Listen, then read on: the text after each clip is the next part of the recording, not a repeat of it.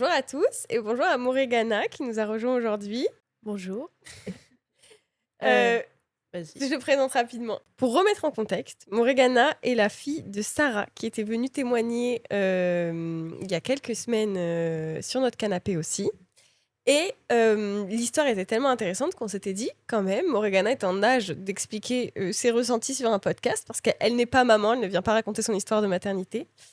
Néanmoins, ton enfance va forcément impacter ta future parentalité ou non, parce que tu es l'aîné d'une fratrie de 6. Ouais, je te laisse te présenter si tu veux.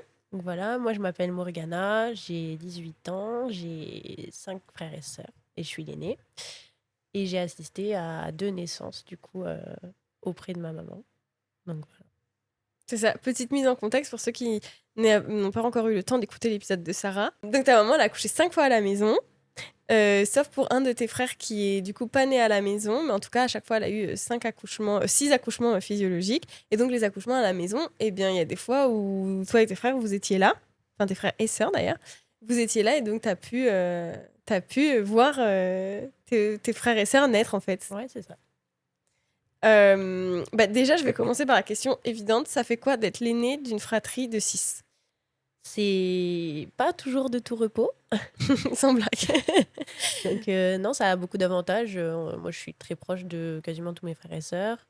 Euh, Globalement, ça se passe toujours bien. Il y a toujours des petites disputes, mais habituelles. Après, ça reste lourd quand même à porter. Enfin, je reste l'aîné, donc tu as quand même une part de responsabilité qui est énorme, surtout avec autant de frères et sœurs. Tu peux pas te permettre de faire tout ce que tu veux. Tu sais pas. Enfin, tu restes l'exemple en fait, donc il faut rester le bon exemple pour eux. Mais, euh, mais ça reste une chouette expérience quand même. Enfin, Mm. on a passé des bons moments. Avec en fait t'es comme avec un grand groupe de copains en fait, enfin c'est trop bien, t'es toujours du monde. Après il y a toujours du monde aussi, donc niveau intimité, niveau espace vital, c'est pas toujours évident, mais ça se fait. Ça se fait. Est-ce que toi, t'as pas beaucoup d'écart avec ta petite sœur? Non, j'ai 2 ans d'écart, puis 4, puis 6, enfin tous les 2 ans quoi, donc et la dernière j'ai 10 ans d'écart avec elle. C'est ça. Est-ce que t'as une relation différente de ta sœur qui est juste après toi et de la toute dernière, la toute petite? Il y a pas du tout le même besoin. Moi, je sais que ma petite sœur, ces derniers temps, elle était vachement dans la demande de câlins, d'attention, etc. Alors qu'avec ma sœur qui est juste après moi, on est plutôt en mode on écoute les mêmes musiques, on va faire du sport ensemble, on voit des potes en commun, on fait nos soirées ensemble. Enfin, t'as pas du tout le même rapport, mais après, globalement, ça se passe bien avec tout le monde. Je sais que je suis très proche de mon petit frère, du deuxième. Enfin, on est particulièrement proches, mais après, non, je suis proche de tout le monde. Enfin, ça se passe bien avec tout le monde. J'ai pas trop de problèmes avec eux, quoi. Oui. Donc, Mais après, forcément, en fait, c'est comme les mamans, j'imagine, hein, parce que tu me diras ton ressenti, mais tu sais, les mamans, quand on a plusieurs enfants, on les aime autant, mais on les aime pas pareil. Tu ouais. vois ce que je veux Oui, dire? c'est ça. C'est qu'en fait, tu peux pas dire lui, je l'aime plus ou moins. En fait, c'est de la même intensité, mais l'amour est pas du tout différent parce que les personnes sont différentes. Ouais, non, c'est ça. C'est ça? Ça fait pareil pour les fratries. Moi, je sais que ouais, je les adore tous, mais je sais que j'ai des rapprochements plus ou moins importants sur certains sujets ou d'autres avec certains que j'aurais peut-être pas forcément avec tout le monde, quoi. Mhm. Donc, ouais. Et t'avais quel âge la première fois que t'as vu un de tes frères naître? Frère ou sœur d'ailleurs. J'avais 6 ans, si je dis pas de bêtises. Et tu te souviens de quoi? En fait, qu'est-ce qu'on t'avait expliqué? Parce que j'imagine que ta maman t'avait préparé pour te dire, bah là, il y a un bébé qui va arriver. Après, on a toujours été très ouverts dans la famille, donc j'étais déjà au courant de comment ça se passait la naissance. Enfin, je savais que, mine de rien, j'avais déjà 2 frères et sœurs, donc, enfin, un frère et une sœur qui étaient déjà nés. Donc, je savais que maman l'avait accouché à la maison pour moi et pour ma petite sœur, que pour mon frère, ça avait été compliqué, donc ça avait été à l'hôpital. Et pour le quatrième, du coup, là où j'étais là, je savais ce qui allait se passer. Enfin, donc, en vrai, je l'ai bien vécu. Enfin, je n'étais pas surprise ou autre. Ouais. Donc je savais comment ça se passait et puis moi j'étais hyper curieuse. Enfin, j'ai toujours été curieuse donc ça m'intriguait plus que vraiment ça me faisait peur. Et tu te souviens de quoi? Et ben du coup je me souviens justement d'avoir été avec maman toute la journée pour le travail je me rappelle effectivement de leur ramener les verres d'eau régulièrement et puis d'avoir été à côté. Je sais que tu restes mine de rien impuissant, donc tu es en mode qu'est-ce que je peux faire pour toi, est-ce que je peux te donner à manger, à boire, enfin, Donc voilà, donc à part les verres d'eau, je me rappelle pas d'avoir fait grand-chose. Et puis jusqu'à ce que maman, elle aille dans la salle de bain. Et puis bah là, je suis restée avec elle, lui donner son dernier verre d'eau. Puis après, je suis rentrée. Enfin, je suis retournée dans ma chambre, quoi. Le temps que mon père arrive. Ouais, et après, on t'a appelé, on t'a dit Ouais, il y a un nouveau bébé. c'est ça. On a été appelés. Je sais qu'on a touché le cordon ombilical pour sentir le pouls dedans. Et puis après, je sais que mes parents, enfin, je crois que c'est mon père qui coupait les cordons. Et, et puis bah après, la beauté d'avoir un petit frère. En plus, des soirs de fête, je me rappelle, on a mangé saumon. Enfin, c'était quand même sympa. Bah ouais. Donc, Et toi, tu fais on en parlait tout à l'heure en off, mais du coup, cette expérience avec tous tes frères et sœurs, au-delà de les avoir vus naître, ça t'a quand même donné une vraie expérience auprès des enfants. Et du coup, tu as pu faire, en fait, ce que tu me disais tout à l'heure, en fait, tu as fait du ouais. babysitting vachement tôt parce que, bah, en fait, garder 1, 2, 3 enfants, bon. J'ai l'habitude. Ouais. Non, ouais, depuis que j'ai 11 ans, j'ai fait babysitting. Et puis, bah, j'ai toujours fait. Je me rappelle que j'étais à la babysitter du quartier. C'était les enfants, quand je passais devant eux, là, à la sortie du collège. Oh, mais c'est ma nounou, machin, mais moi aussi, je veux que tu me gardes. Et enfin, c'est vraiment resté. Et j'étais vraiment la nounou du quartier. Il y avait une soirée, j'étais chez certains. Le lendemain, j'étais chez d'autres. Ça faisait passer le message, etc. Et puis, même ici, je sais que j'ai gardé pas mal d'enfants, mine de rien. Mais je sais comment m'en occuper. Enfin, du coup, j'ai toujours vécu. Puis nous, on n'avait pas la télé à la maison, donc je sais les occuper autrement que devant des films. Ça, c'est clair que ça change aussi. Donc voilà. Et est-ce que toi, tu t'es toujours dit que tu voulais avoir des enfants? Ou au contraire, tu vois, d'avoir vécu avec beaucoup d'enfants autour de toi? Tu peux Alors, bien évidemment changer d'avis au cours de oui, ta vie. oui, Je te oui, pose bien la sûr. question sur maintenant. Quand j'étais vraiment petite, je sais que je voulais beaucoup d'enfants, moi aussi. Après, j'ai grandi, je fais non, mais en fait, pas d'enfants du tout, c'est très bien. En vrai, je pense que je voudrais pas avoir un seul enfant. Je veux pas qu'il soit seul, mais je ferais pas plus de 2 ou 3 enfants grand maximum. Et puis, pour l'instant, je suis pas du tout dans l'optique d'avoir des enfants, donc ça reste un projet lointain, mais pour l'instant, c'est pas du tout prévu. Et si j'ai zéro enfant, ça me va aussi très bien, tu vois. Enfin, j'ai pas d'attente là-dessus pour l'instant. Oui, mais en fait, je te demande Ouais, parce que c'est tu ça. vois, parfois, quand tu grandis dans une fratrie nombreuse, il y a des personnes qui peuvent se dire justement, mais c'était génial, je veux absolument, moi, avoir une famille comme ça. Ou au contraire, genre, ben, oui, c'était bien, mais c'était un peu intense, donc Ouais. peu d'enfants. Ouais, moi, c'est plutôt dans ce genre-là. C'était bien, mais je sais que moi, je veux pas avoir autant d'enfants. Je veux pouvoir être à fond avec eux, genre vraiment dans un même genre avec 2 enfants et pouvoir me. Je sais pas si je serais capable de donner autant avec autant d'enfants. Mhm. Donc voilà, je préfère vraiment prioriser des relations très fusionnelles avec 2 enfants, avec qui ça se passe très bien, que avoir trop d'enfants et après genre plus savoir comment gérer, avoir trop de charge mentale, tout ça. Donc voilà. Mm. Ah bah c'est sûr que toi, du coup, à 18 ans, t'as conscience de la charge Ah mentale. oui, Mais oui, c'est oui. bien. Parce que parfois, ça arrive vite fait, tu te dis, ah, c'est ça, charge mentale. Non. Voilà, bah là, c'est sûr que tu sais ce que c'est. Ouais, ouais. Et donc là, tu nous disais qu'éventuellement, plus tard, tu voudrais des enfants. C'est un projet à très long terme, Ouais. disons. Comment toi, tu imagines ton accouchement, enfin, du coup, cet enfantement, est-ce que pour toi, du fait de l'avoir vu à la maison, comment ça pouvait se passer, ça a un peu cassé un mythe pour toi? Ou est-ce que au contraire... Alors, ça a jamais vraiment cassé de mythe parce que du coup, moi, j'ai grandi en voyant que ça. Enfin, au contraire, nous, c'était plutôt à la maison. Ouais, non, mais moi, je veux pas accoucher à l'hôpital, etc. Enfin, nous, c'est vraiment comme ça qu'on a grandi. Et c'est vrai que moi, pour le coup, là-dessus, ça a vachement impacté. Je sais que moi, je veux pas accoucher à l'hôpital. J'accoucherai probablement à la maison aussi. Je sais que c'est vraiment pas quelque chose qui me fait peur. Pour moi, ça reste naturel. Le corps, il est fait pour. Donc voilà, moi, je veux accoucher à la maison si jamais enfant il y a un jour. Mais je me vois pas accoucher à l'hôpital. Par contre, ouais, voilà, je sais ce qu'il en est. Je sais ce que ça peut impliquer, etc. On en avait vachement parlé, mine de rien, avec maman. Que bah oui, il peut y avoir des complications, même quand tu es à la maison, mais que bah, normalement, ça reste quelque chose de normal et naturel et que toutes les femmes en sont capables, quoi. Donc, moi, je suis prête à le faire à la maison. Au contraire, je veux pas le faire à l'hôpital. Je pense que là-dessus, genre, j'ai mon idée et je sais ce qu'il en est, quoi.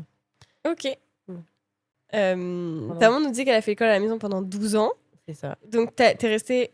Enfin, quand est-ce que tu es retournée dans une scolarité classique Je suis et re pourquoi et qu'est-ce que ça fait? Ouais, je suis retournée moi au collège, j'ai fait la troisième en école, enfin au collège. Pour le coup, moi j'ai adoré faire l'école à la maison, je sais que je l'ai super bien vécu. Enfin, je sais qu'il y a une période où c'était compliqué, ma mère s'arrachait les cheveux parce que j'avais vraiment aucune motivation. C'est vraiment pas un truc qui me passionnait. Pourtant maman elle rendait ça passionnant. Enfin, je sais qu'il y a certaines activités que j'ai adoré faire. Enfin, quand on avait fait le travail sur l'Égypte, le travail sur les dinosaures, enfin, on avait fait avec plein d'activités créatives. Donc, on faisait. Mais moi, l'orthographe, c'était ma bête noire en fait. C'était l'orthographe, le français. J'avais énormément de mal à écrire rapidement. Donc, je sais qu'il y a des. Pendant toutes les matinées, je me faisais 30 minutes d'écriture. Fallait que j'écrive des textes, fallait que je raconte des histoires. Mais comme ça, j'écrivais et maman, elle m'entraînait à écrire rapidement. Mais c'était un enfer. Enfin, moi, je sais que je l'ai hyper mal vécu.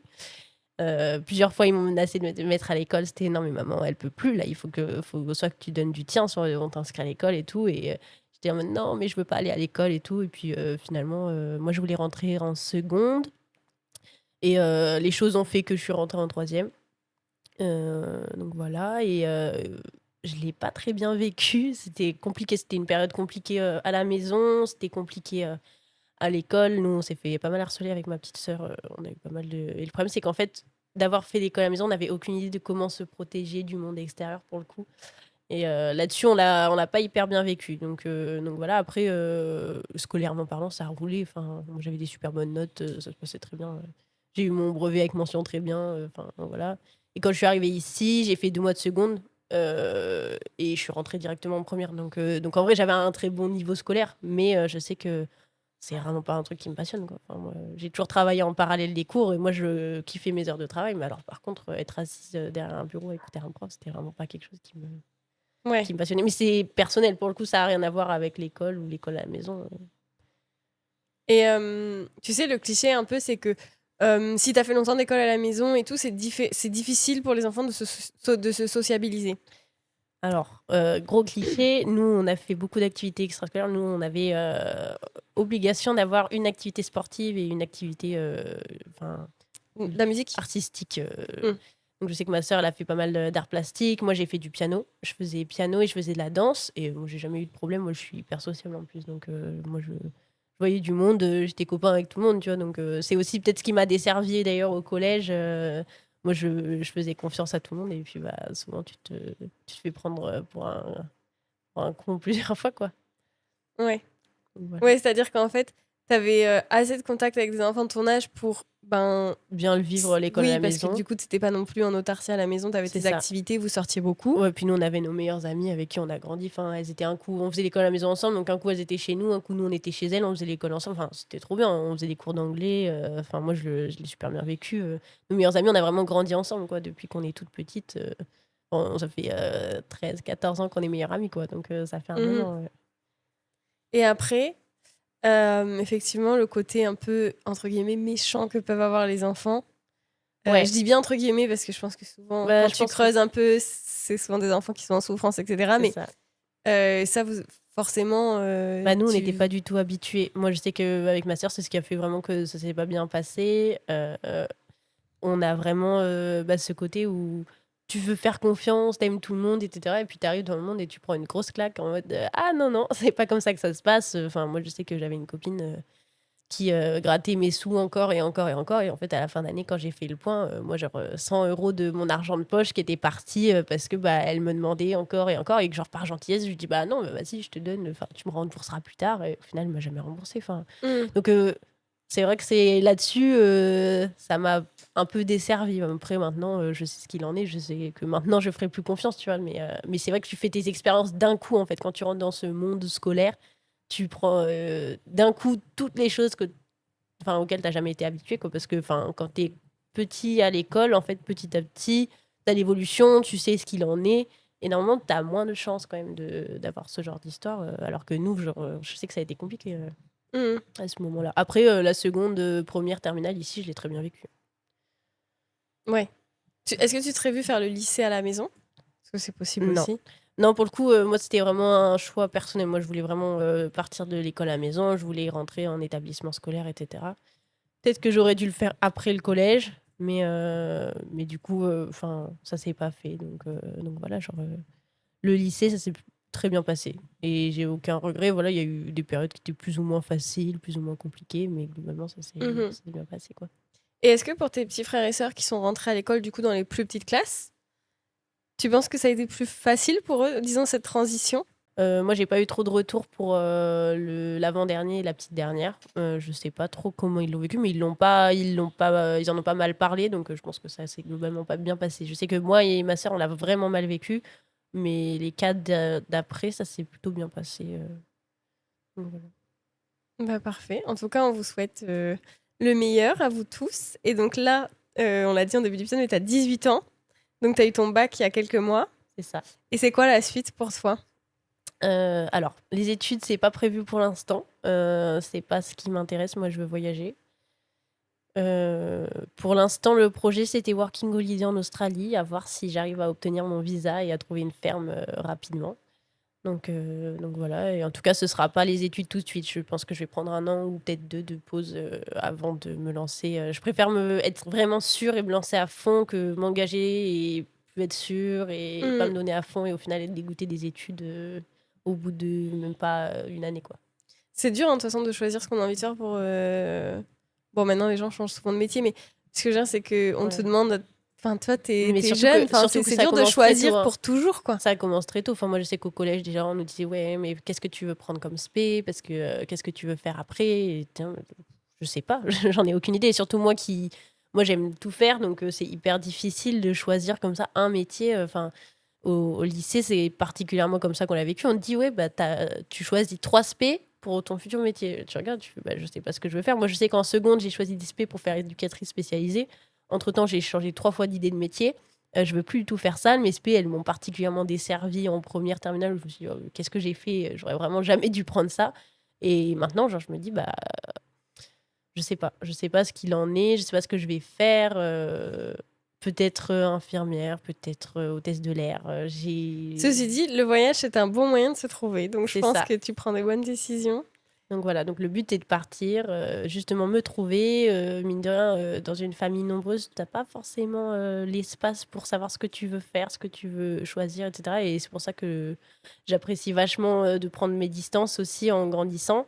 Et je me cherche, en fait, je le sens, hein, je cherche ce que j'aime, ce que je veux, parce que mine de rien, tu vis au travers de la famille, tu penses famille, tu vis famille, tu manges famille, enfin, t'es tout le temps avec eux, tu évolues en fonction d'eux. Et là, en fait, je me retrouve, j'apprends à savoir ce que moi j'aime, ce que j'aime envie de faire, ce que je veux faire, ce que je veux faire de ma vie ou pas. Enfin, donc voilà, donc le voyage, partir solo, c'est vraiment l'objectif, c'est me retrouver, savoir ce que je veux faire, ce que j'aime et me trouver moi.